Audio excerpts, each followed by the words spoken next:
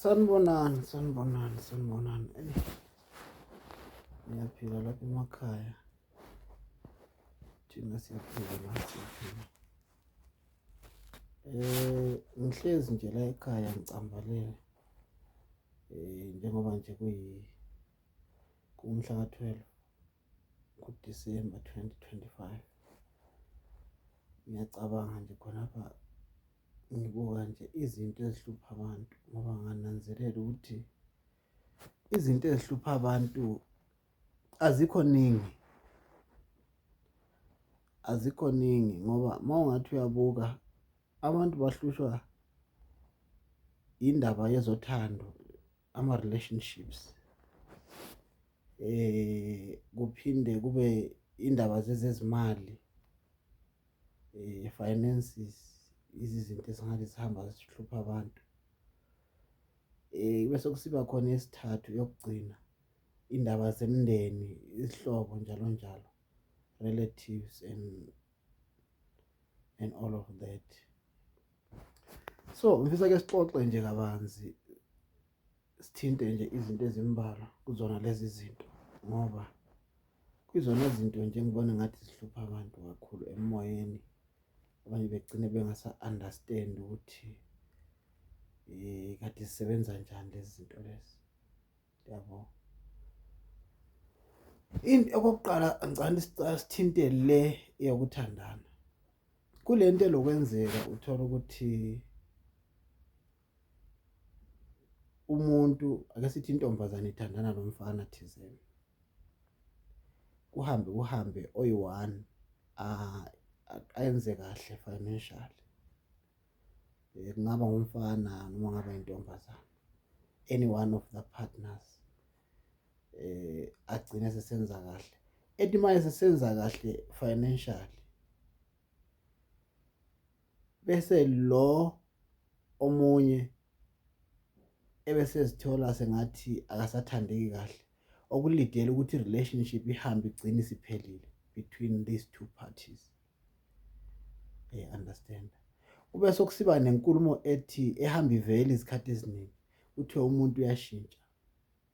Umuntu ayimali yamshintsha umuntu, kubalwe nje izinto eziningi. Right. Into eyenzeke ukuthi kubaluleke kakhulu ukuthi mawuphila nomuntu noma uphila nje endaweni ethize, zigcine uyisidingo. Ukwenzela ukuthi kusasa ungazisoli. Ma isidingo sakho sebebone singasekho, base bekusabotasha noma wasuzithola suvaleleka ngaphandle.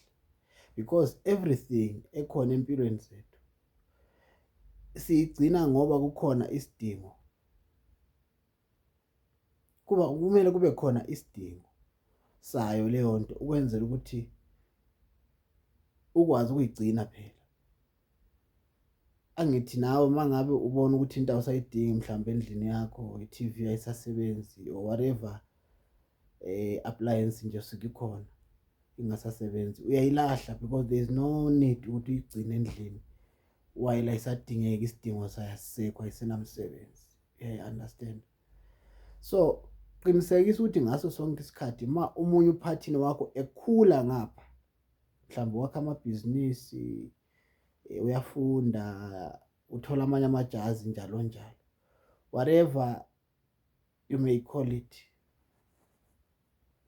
indlela azithuthukisa ngayo, ungabe usurelaxa wena, thuthuka phela nawe ngapha ukwenzela ukuthi ukwazi ukuzigcina uyisidingo, uhlale usezingeni lela kulo. Kusho ukuthi linyuka lobabili la, engathi yena 5 steps upwards, wena lokhu ku-first step phansi, ugcina ungaselazi izimpendulo nama-solutions akhe ngokwesimo sezinga lempilo asuka asekulo.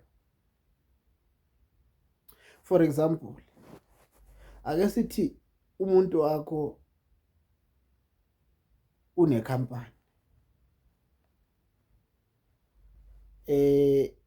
ebese buya kuwe akutshela ukuthi you know my things are not going well, I need to pay abantu but imali iyashoda for some reasons kuye kwangahambi kahle here and there, whatever reason azoyibeka phansi, it's fine,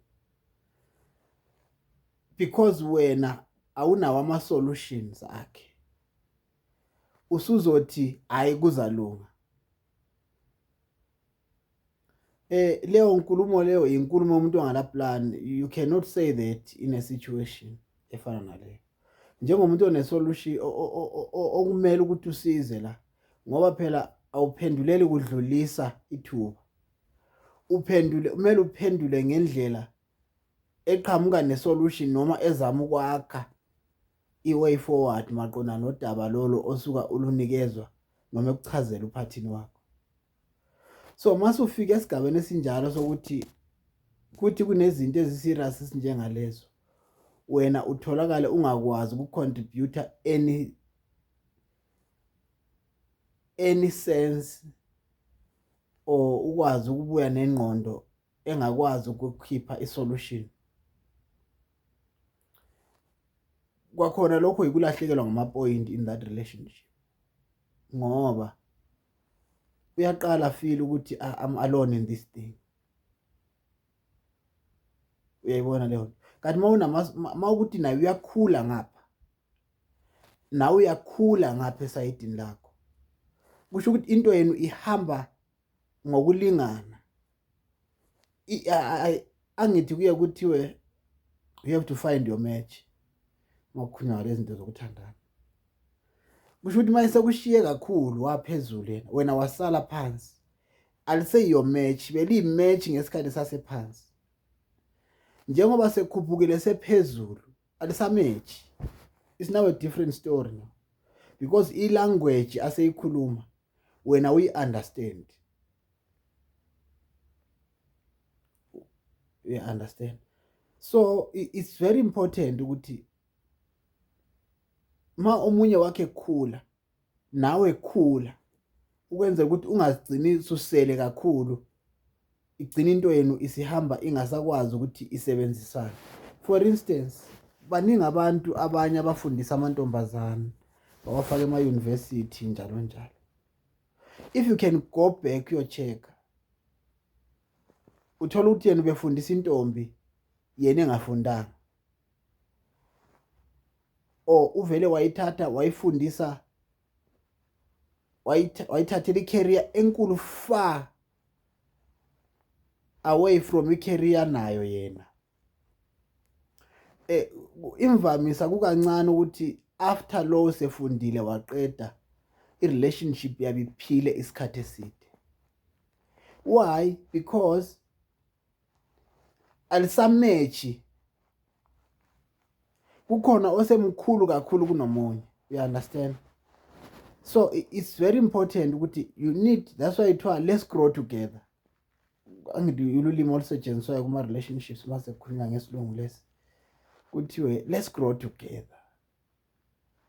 Because if oyi-one engagrowa alone, omunye asale behind, izohamba i-relationship ibe nama-challenges amaningi. Omunye egcine sefila sengathi no, I deserve something better than this. I think uyayithola isense kulokho. So it's very important ukuthi manje kwi-relationship ma omunye ekhula ngapha nawe ekhula phela ngapha, ukwenzela ukuthi ungazitholi ususele kakhulu ngebanga elide, ugcina ungaselawo ama-answers nama-solutions alomuntu akuphila naye. Ngiyabonga, I thank you.